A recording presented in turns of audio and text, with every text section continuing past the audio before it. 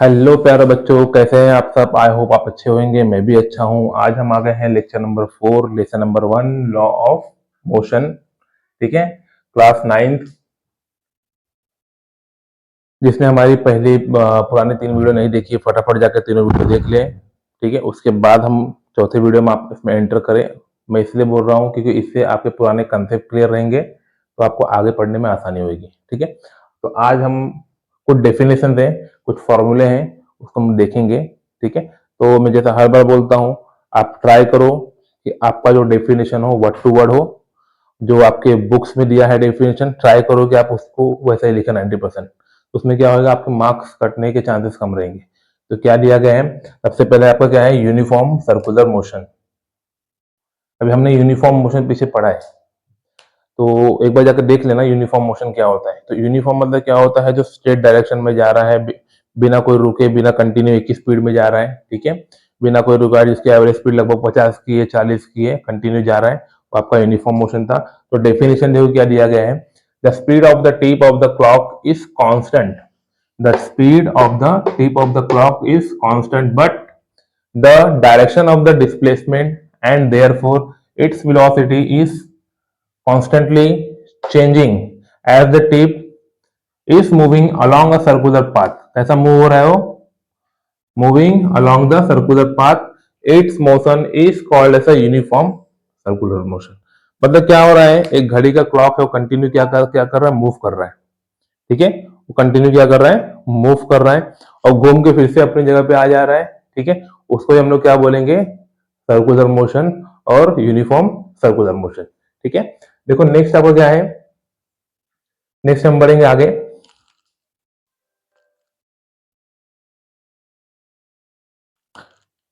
ये हो गया आपका, इसका यहाँ पे फॉर्मूला दिया गया है, speed is equal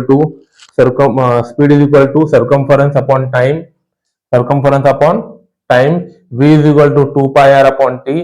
r is radius of a circle. r क्या है आपका, रेडियस ऑफ अ सर्कल। आप याद रखना, आपको न्यूमेरिकल्स में काम आएंगे। ठीक है, कुछ सॉल्व एग्जांपल दिए गए हैं, बहुत आसान है। तो फॉर एग्जांपल कुछ नहीं करना है, फॉर्मूला पुटअप करना है, जो चीज बोला गया है वहां पे आपको डाल देना। ठीक है, और आपका आंसर आ जाएगा। अगर आपको इस पे वीडियो चाहिए तो प्लीज मुझे कमेंट करना, मैं आपको इस पे वीडियो बना के डाल दूंगा। ठीक है, नेक्स्ट क्या है आपका, न्यूटन लॉ ऑफ मोशन। क्या बोला गया है, what could be the reason for the following. कौन से रीजन होते हैं यहाँ पे दिया गया है। पहला क्या है, a static object does not move without the application of the force. कोई भी ऑब्जेक्ट बिना उस पर हम फोर्स अप्लाई, वो अपनी पोजीशन चेंज नहीं करता है। सेकंड क्या है, the force of the is the sufficient to the lift in the book from the table is not the sufficient to the lift of the table. ठीक है, table से हमको अगर बुक्स उठाना है तो हमको फोर्स अप्लाई करना पड़ेगा, उसके अलावा क्या होगा, वो अपनी जगह चेंज नहीं करेगा। ठीक है, fruits on a tree fall down the when the balance और शेक। ठीक है, आपने देखा रहेगा, जो हमने स्टोरी पढ़ी है न्यूटन के बारे में, तो बिना शेक के क्या होगा, फ्रूट नीचे नहीं आएगा। नीचे कब आएगा, जब वो पूरा पक जाएगा या सड़ जाएगा, उसके अलावा उसके बाद ही क्या होगा, नीचे गिरता है। उसके अलावा बिना शेक के क्या होगा, फ्रूट नीचे नहीं आएगा। ठीक है, an electric fan the keep the rotating for some time even after the switch off. अभी क्या होता है, जैसे आपका इलेक्ट्रिक फैन है, हम क्या करते हैं, स्विच बंद करते हैं तो भी क्या होता है, कुछ समय के बाद भी क्या होता है, वो रुकता है। क्यों, बिकॉज ऑफ सर्कुलर मोशन। ठीक है, नेक्स्ट आपका क्या है, बैलेंस एंड अनबैलेंस फोर्स। क्या बोला गया है, बैलेंस एंड अनबैलेंस फोर्स। ये क्या है आपका, an object is continuous to remain at a rest और in a state of uniform motion along a straight line unless and the external unbalanced force act on it। Balance क्या होता है, balance कोई भी अगर ऑब्जेक्ट कंटिन्यू मोशन में जा रहा है, तो अगर उसको डिस्टर्ब ना करे तो कंटिन्यू क्या रहेगा, अपनी स्पीड मेंटेन करेगा। अगर उसमें क्या आ जाएगा, अगर कोई डायरेक्शन अगर आपको चेंज करने आ गया, या टर्न मारने आ गया, या रुकने आ गया, या ब्रेक मारने आ गया, तो क्या हो जाएगा, वो अनबैलेंस में कन्वर्ट हो जाएगा। तो कोई ऑब्जेक्ट कंटिन्यू मूव कर रहा है तो वो क्या होगा, बैलेंस हो गया। अगर उसमें रुकावट आ गई तो क्या हो गया, वो अनबैलेंस हो गया। ठीक है, नेक्स्ट आप आगे बढ़ेंगे। ये आपका क्या था, बैलेंस फोर्स हो गया आपका। नेक्स्ट आपको क्या था, Newton second law of motion. क्या बोला गया है, the rate of change of क्या दिया है, the rate of change of momentum is proportional to the apply force and the change of the momentum occur in the direction of the force। फिर से एक बार रेड करता हूं, the rate of change of momentum is proportional to the applied force and the change of the momentum occur in the direction of the force। अगर कोई object पे अगर हम लोग उस पे फोर्स अप्लाई करेंगे, क्या करेगा वो, अपनी मोमेंटम चेंज करेगा। ठीक है, फोर्स अगर अप्लाई नहीं करेंगे तो कंटिन्यू क्या रहेगा, वो चीज वो मेंटेन रहेगा। ठीक है, इसमें दिया गया है देखो, इनिशियल मोमेंटम क्या है, एमयू दिया गया है, तो बुक्स है अगर आपके पास रहेगा तो बुक्स लेके बैठेंगे ज्यादा बेटर रहेगा। ठीक है, momentum after T is equal to, हम इसको एम वी लिख देंगे, यू के बदले हम क्या लिख देंगे, वी लिख देंगे। Rate of change of momentum, change in momentum upon time हो गया।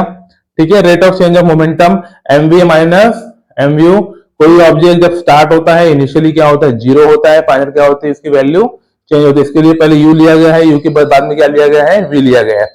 तो M V minus M U upon T. अब क्या हो जाएगा, एम एम दोनों में कॉमन है तो एम मैंने बाहर निकाल दिया, V minus U upon T हो गया। ठीक है, तो ये क्या हो जाएगा, इसको हम लोग वी माइनस यू को हम क्या लिखते हैं, एक्सीलरेशन लिखते हैं, जैसे हमने पीछे पढ़ा है। वी माइनस यू क्या होता है आपका formula, V minus U is equal to M. तो क्या हो जाएगा ये, एफ इज इक्वल टू मा। ये क्या होता है आपका, force is equal to mass into acceleration. ये आपका फॉर्मूला बन के रेडी होता है। ठीक है, Newton third law of motion क्या बोला गया है, every action force has an equal and opposite reaction, force which are the simultaneously. क्या बोला गया है, कोई ऑब्जेक्ट पे अगर हम लोग फोर्स अप्लाई करते हैं तो क्या करता है, उसका अपोजिट रिएक्शन हम क्यों करते हैं। एग्जांपल, बेस्ट एग्जांपल आपको दूंगा मैं। जैसे अगर हम लोग कोई बॉल लेते हैं और दीवार पे खींच के मारते हैं, हमारी स्पीड कितनी रहेगी, 100 की स्पीड रहेगी। बट क्या होगा, जैसे वो दीवार पे टकराएगा तो उसका क्या होगा, वो डबल क्या होगा, हमारे पे वो बॉल पे क्या करेगा, फोर्स अप्लाई होगा। तो 100 के हमने स्पीड में मारा तो वहां से क्या होगा, 200 के स्पीड में क्या आएगा, वो रिटर्न आएगा। ठीक है,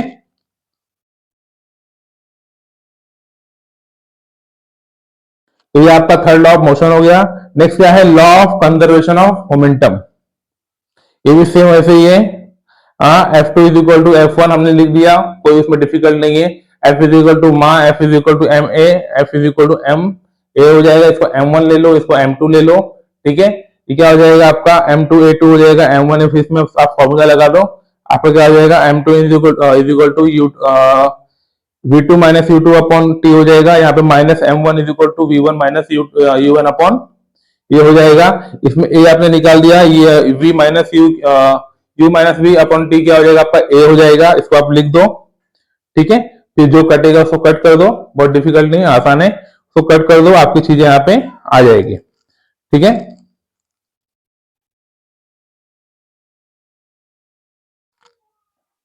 तो फाइनल आपका यहाँ पे आ जाएगा आंसर।